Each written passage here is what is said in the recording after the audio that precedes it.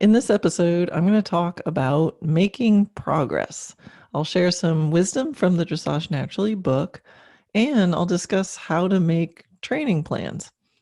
Making progress is not just about gathering information. It's about wanting it, wishing for it, planning it, and then practicing it. Okay, here we go. Episode 19, Diamonds in the Dark. Hi, I'm Karen Rohlf, and welcome to Horse Training in Harmony. This podcast is about you making progress with your horse in a way that you both can love. It's about learning how to move and be in harmony.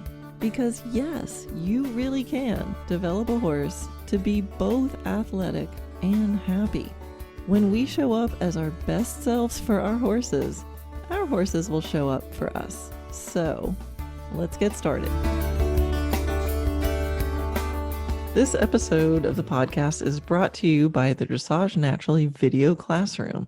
It's my growing library of training videos that gives you exercises, inspiration, demonstration, and solutions for creating strong partnerships and healthy movement. It's ongoing education and inspiration for a whole horse education with one voice leading you through, my voice, and connecting the dots between partnership, foundation, healthy biomechanics, and the gymnastic development of your horse. And it's so much more. At $24 a month, you only have to watch one video a month to get your money's worth. And there's hundreds of videos in there.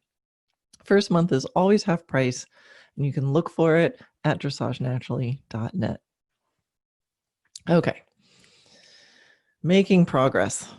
So we're getting to the end of a year. And of course, with the end of one year is the beginning of a new one. And I don't know about you, but my mind always starts contemplating, what worked well? What did I miss? What can I do better next time or next year? So it's a time when I start creating new visions and new dreams. And then, of course, that has to be followed with making new plans. So a goal without a plan is just a wish or a dream.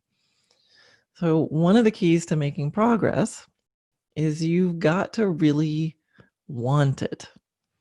You got to know what you're wanting. Where are you trying to go? I know that sounds really obvious, but a lot of people, aren't specific enough. And their goal is, I want to do horses. All right, well, what exactly do you want to do with horses? So you've got to want it. You've got to then wish for it, and part of wishing is the belief that it actually can happen, right? Otherwise, why bother wishing for it? And then you got to plan it, and then you've got to practice it. So you got to want it, wish for it, plan it, and practice it. Now, there's a lot of information out there. There's a lot of information even within Dressage Naturally. And I know many of you listening, have an instructor, you're taking lessons. But what I'm really interested in is how can you learn to make your own plans? And how can you make your progress your own? I had a student who would sometimes practice on her own. I'd be like, well, how did it go? She's like, well, I don't own it yet. I'm just renting it. I'm just renting my skills.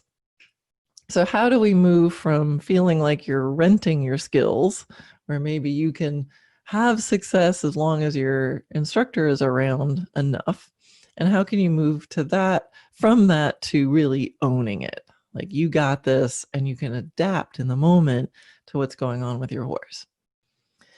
And part of that is being able to make decisions like a trainer, and then you'll find your own process, and as much as, I'm a trainer, so obviously I do think having a trainer is valuable. Of course, you want to have someone who has more experience, who's gone down these roads before, and they can give their input. Absolutely. We all need mentors and trainers and guides and coaches.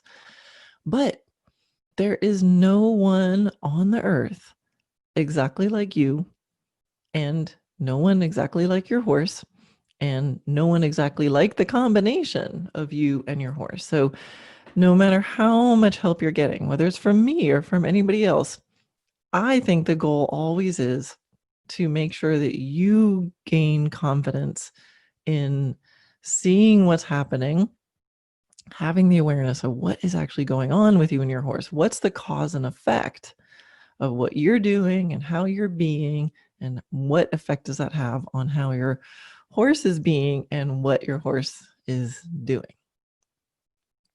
So training is a little bit about getting information and ongoing sources of information, right? So you get to one level, now you need the next piece of information. So training is progressive. Otherwise, we're just maintaining, right? So, and maintaining is sometimes hard enough. Often, in order to maintain, we have to keep training, which sounds a little weird, but I always feel like if I'm really doing nothing, I end up going backwards. Anybody else experience that? You got to keep doing it. You got to keep training, even if it's training for maintenance. So it's a little bit about knowing what's new, right? What do I need to do next? But it's training and making progress is actually a lot about taking what you already know and what you already can do and figuring out how to maximize it. A lot of times I'll work with a peer, right? So there's a trainer across the street who's a friend, and we often ride together and we will train each other. You know, I might need help with something. She comes over and gives me a lesson, and vice versa. And time again, I'll say things that she already knows, right? But we sometimes lose track, and we need somebody to help us maximize in the moment what we already know how to do. So I'm often not teaching her anything new or even building any new skills, but it's being able to step back, get a fresh perspective, see things differently, see the cause and effect of what's going on, and give her some ideas of how to maximize what she can already do and what the horse can already do. If you can maximize that, then often that's the doorway to progress. And I've talked about this before, about finding the 6 with ease. So it's the same kind of concept. If you want to get brilliance, don't go for brilliance, just take the average stuff and make it easier. So it's kind of in that theme. So I really am fascinated with helping students maximize what they already know and what they already can do. And a lot of times that comes down to the decisions that you're making every day, right? When you walk out the door, and if you really start to think about it, you could become paralyzed if you realize how many choices you have. There's choices in what you're thinking about when you walk out the door to go see your horses. There's choices in your posture as you walk out to see your horse. There's changes in how fast you walk. What are you thinking about, 10 steps later, And then what do you do with your horse? How do you catch them? How do you bring them into the barn? How do you start on the ground? Do you start, So sometimes people think that the choices are just, oh, am I going to warm up for 20 minutes at the walk or only 5? Am I going to do my trot work first or then my canter work? Or my canter work first? So, there's so many more choices. So we really, again, progress can come from stepping back and seeing all the different possibilities you have, right? If we don't see any possibilities, then we just do the same thing. And if it's not working, we bang our head against that wall for a little while, right? So the key to everything, the key to making progress is to be able to step back and go, all right, what are my options here, right? And turn on the curiosity. So what are we going to do with our horse? What's the best plan? And that's a question that a lot of students have asked me. I get emails with this, and in my online courses where people can ask questions, a lot of times they'll say, well, what should I do with my horse? How do I know what to do with my horse each day? And the answer is always, unfortunately, it depends. It's complicated. So again, if I know enough details about what that horse and rider want to do, and then where are they right now, then I can get pretty close to give them, kind of the, a daily plan, for a week, maybe a theme for the month, and, an idea of what a 3-month goal could be. So we can do that. But what's the best plan? I always want to help students figure out this sort of thing more on their own. So again, that idea of maximizing, what they can do. And it's so funny, as I'm sitting here doing this, telling you this, I just had this flashback from when I was a kid. And my dad is a really smart person. He's a scientist. He's a statistician. He's written textbooks on it.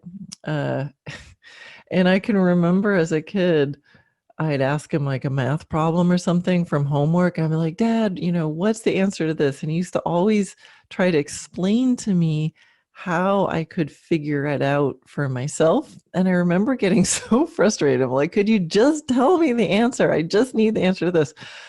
And that's so funny. I never really put it together, but I'm doing the same thing to you guys. So, oh well. Dad, I'm following in your footsteps. I won't give people the answer, but I'll tell them where to look. So anyway, the students asking me questions about how to make a plan is what caused me to put together what I call my Happy Athlete Progress Journal. So it's a 3-month journal where it actually helps you map out your goal, and then does daily and weekly planning.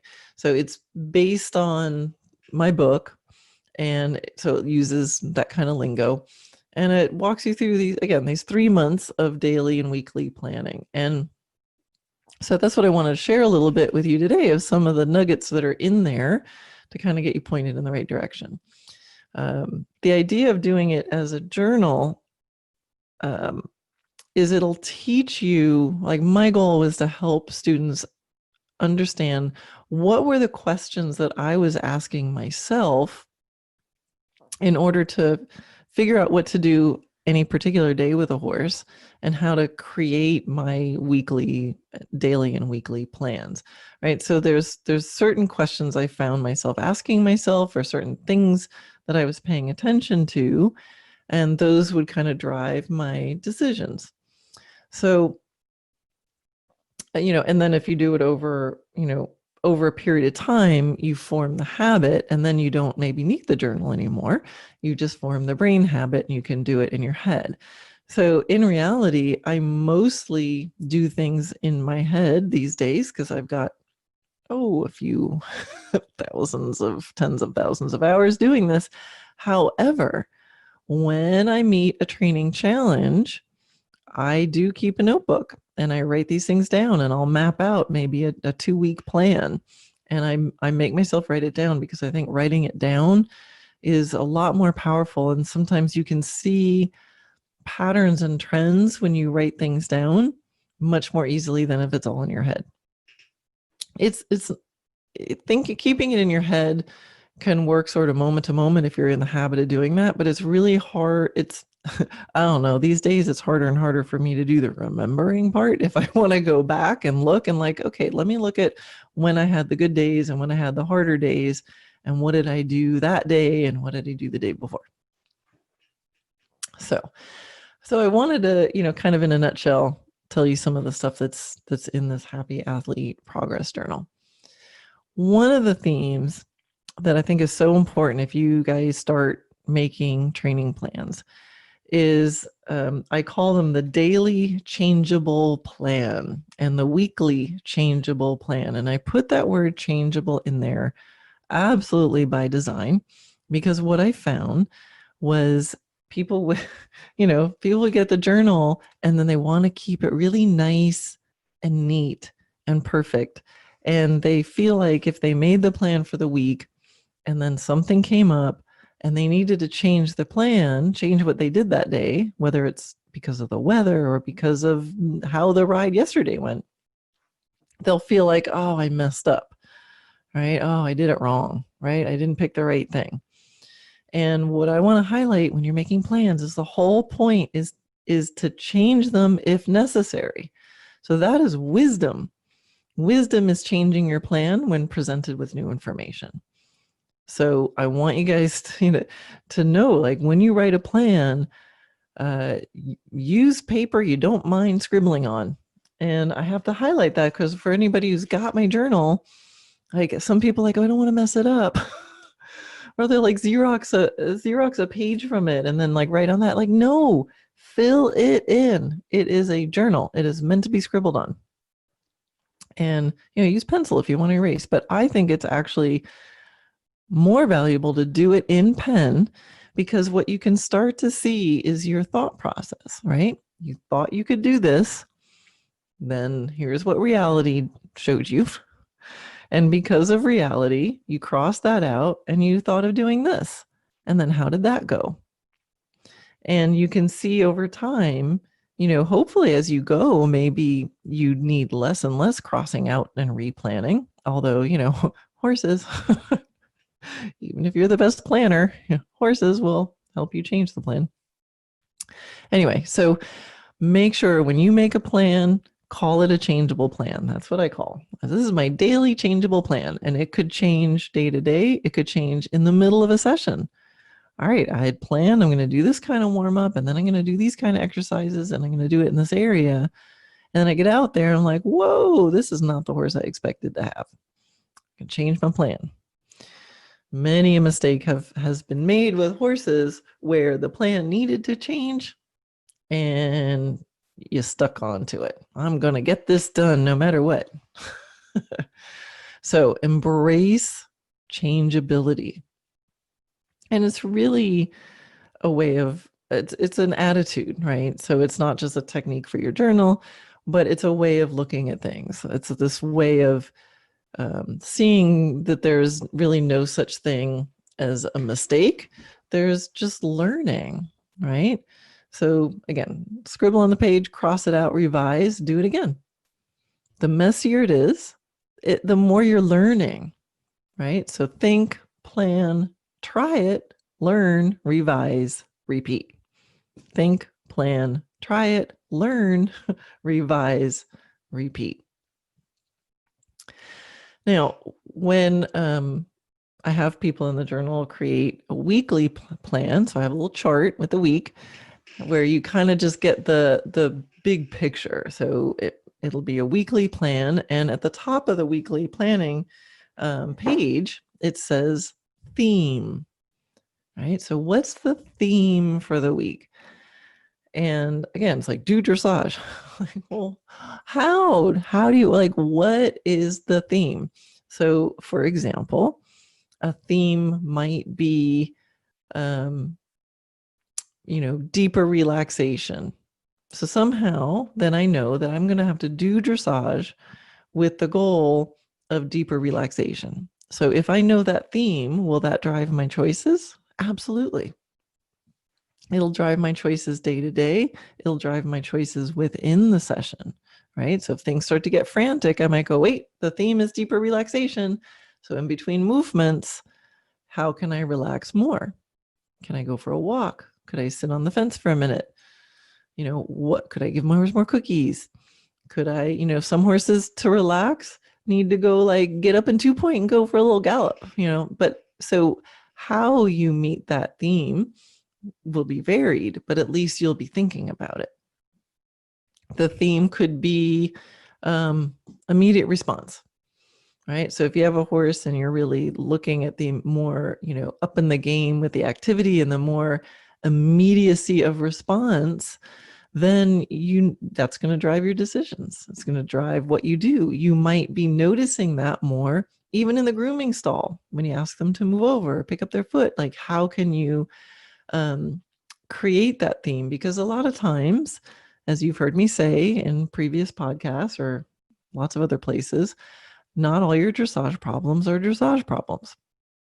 And if you are accepting or training or forming the habit of dull and delayed responses, every other place that you contact your horse, from feeding to grooming to leading to everything else you do, and then you get in the middle of dressage schooling session, you're like, okay, now for the pirouettes, I really need you there. And they're like, what?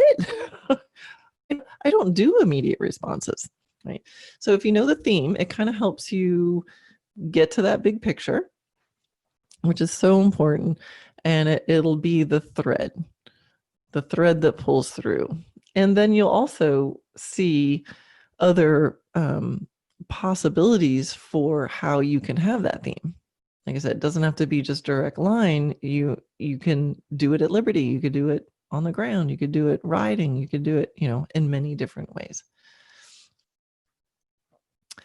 Now, with the daily plans, the daily plan, instead of a theme, so the week has a theme, the daily plans at the top of each day, you have a mantra. So there's a place to put a mantra. So what's a mantra? A mantra is like a repeated phrase. It's used in meditation things. It's sort of a thing to occupy your brain with while you're trying to go deeper than that, right? It's like, okay, brain, you're going to want to think about something. So let me give you this little toy and you play with this toy while I'm trying to feel stuff. I'm not sure if that's how a professional meditator would describe it, but that's what it does for me. It gives my brain something to hook on to. Now, it has another purpose, which is it's a very simple, so a mantra is usually something simple. It could be, remember to breathe, or something like that. I love my horse. Right? So if you're riding a particularly difficult horse who maybe is a little, you're butting heads with a little bit, or maybe you're afraid of them, like go out with a mantra of, I love my horse. That's kind of like an antidote. So it's a thing to repeat. So instead of going, oh my God, this horse is so challenging, or I'm so afraid, or stop doing those kinds of thoughts for your brain. I love my horse. I love my horse. I love my horse. So give your brain that toy. It's because it's simple, it'll be easy to remember. And I think of the mantra as being like, all right, if nothing else works, but I feel like I can remember this phrase and I can come off of the ride going, well, nothing worked today, but I love my horse, and you really feel it. Nothing worked today, but you know what? I kept breathing. I didn't get tense and anxious. Then it's a success, right? So choose your mantra wisely. You can even have a couple different mantras that you can bounce between, but I love having something like this. It's the bullet point too, and you can even think of it not just for yourself, but you could think of it for your horse. Like, what's a message to your horse, right? So a mantra for your horse might be like, trust me, I got you. Trust me, I got you. Right? So sometimes I'll do mantras that are actually talking to my horse. And I believe if we, get into that state where we are repeating this, the body and the mind go together. And if we're repeating in our minds, trust me, I got I got you. Trust me, I got you. It's almost impossible to not be, a trustworthy person and a good partner for a horse, because it's in our mind at the forefront every stride. We also know repetition is a rhythm, and rhythm causes relaxation, right? So mantras can serve as a consistency consistency builds confidence, right? So a consistent rhythmic phrase can build confidence and relaxation.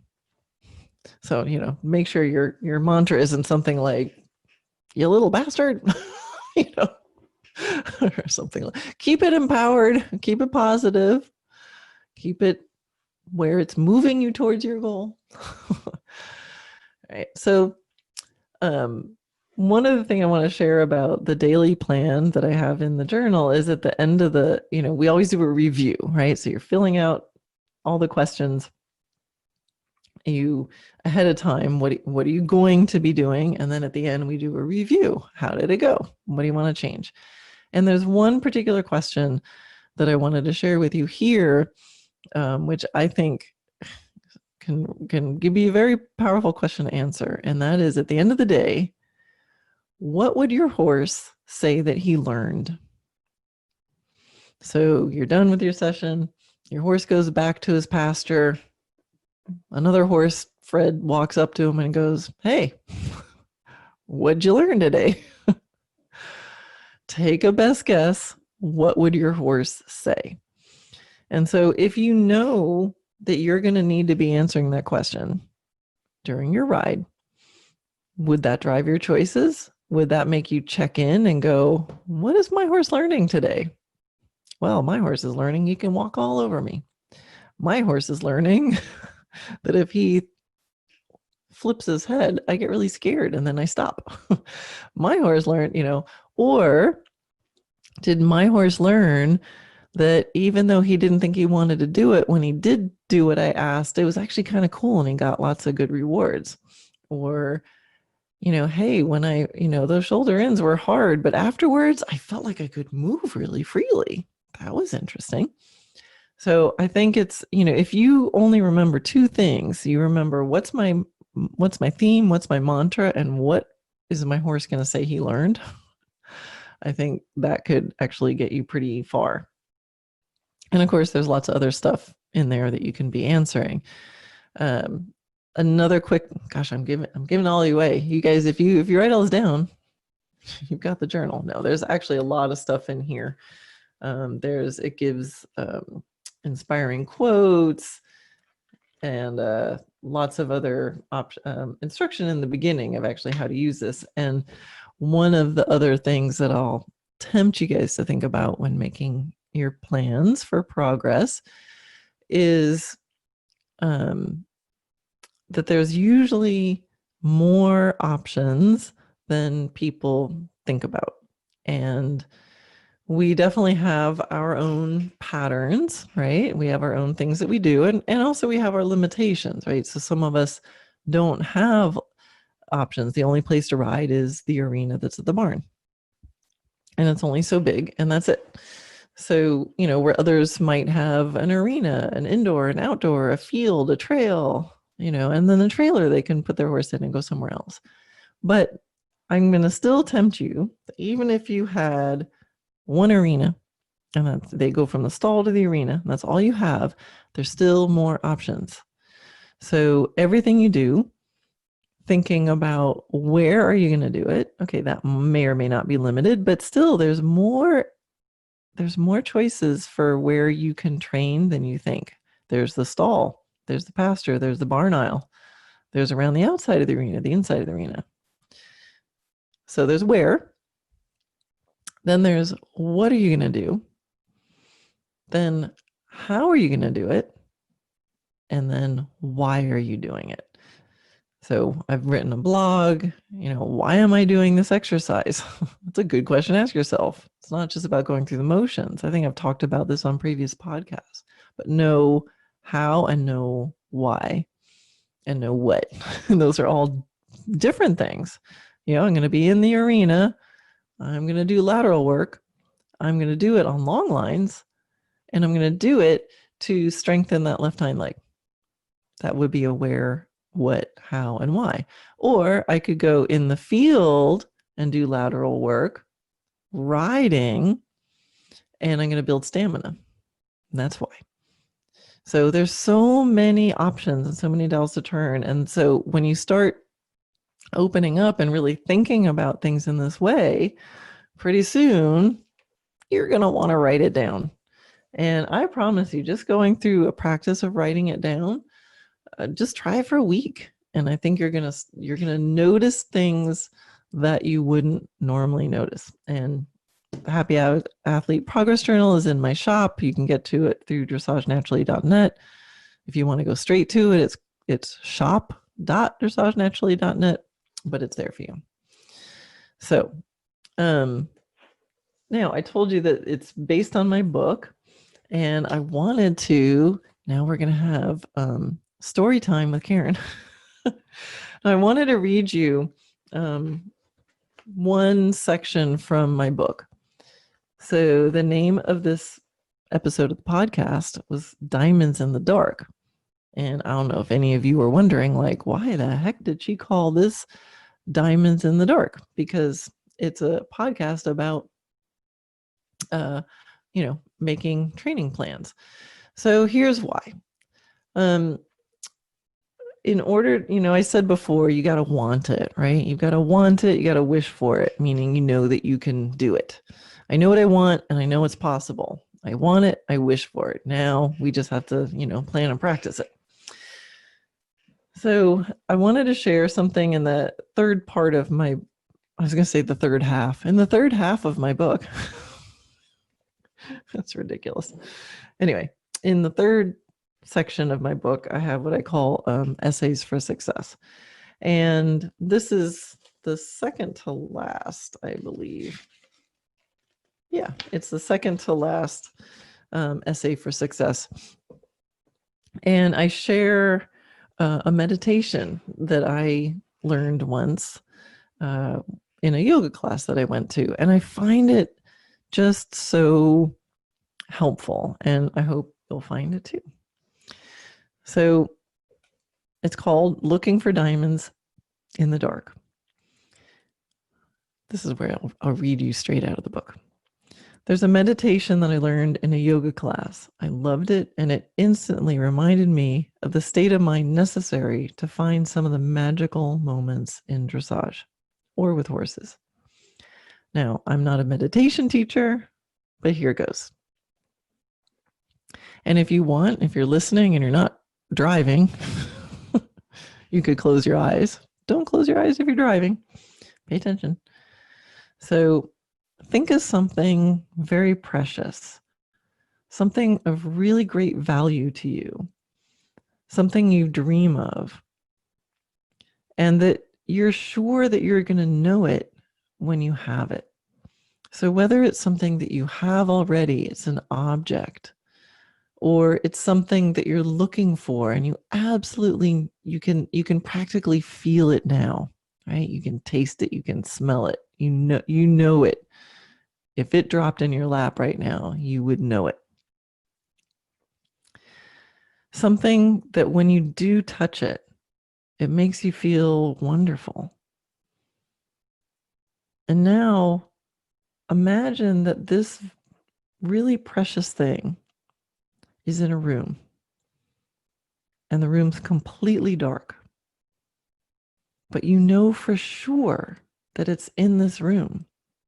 And you know for sure that it's possible for you to find it. So the door opens and you enter the room.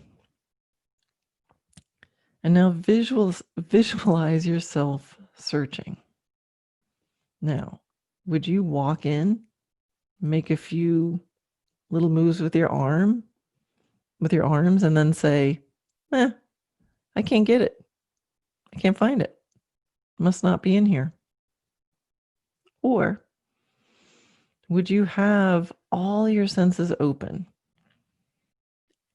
And in a heightened state of awareness, would you be feeling and listening for any slight clue if you're close? Would you be down on your hands and knees, searching every corner, climbing up, feeling every inch of the wall and the space and the floor, searching high and searching low, getting down on your belly if you need to, and feeling underneath things, standing on a chair if you need to, feeling on top of things, running your hands along the wall, feeling behind things. And then can you imagine that you do find it and you're holding it and you're feeling it and exploring it like it's the first time? So, searching for the diamond in the dark. So when you're making your plans and we're having your goals for your horse, there's so easy to work hard at doing stuff. And then sometimes that stuff doesn't work. And then you have to go find different stuff, a different technique. Oh, maybe this guru can do it. So you'll be so well served to just stop for a moment. Really think, what do I want? And what's the thing that you know is fair, reasonable, and possible for you to wish for? Because you know you can do it. And you know you're going to know it when you feel it. So whether this is a big goal or maybe just, I want a smooth canter to trot transition. Don't feel like it has to be some epic breakthrough goal that no one's had before. It could just be, I want to breathe in time with my horse. But once you know it's possible and you've identified the goal, you've identified the progress, and you know it's possible, you know you can do it, just make sure that you're searching for that diamond like you would in that dark room where you knew it was there. What if it really was achievable? It was there, and all you had to do was open up your mind, open up your senses, and use everything in your power to scan and search and get curious and explore and look for and find and feel every little hair on anything that you pass by.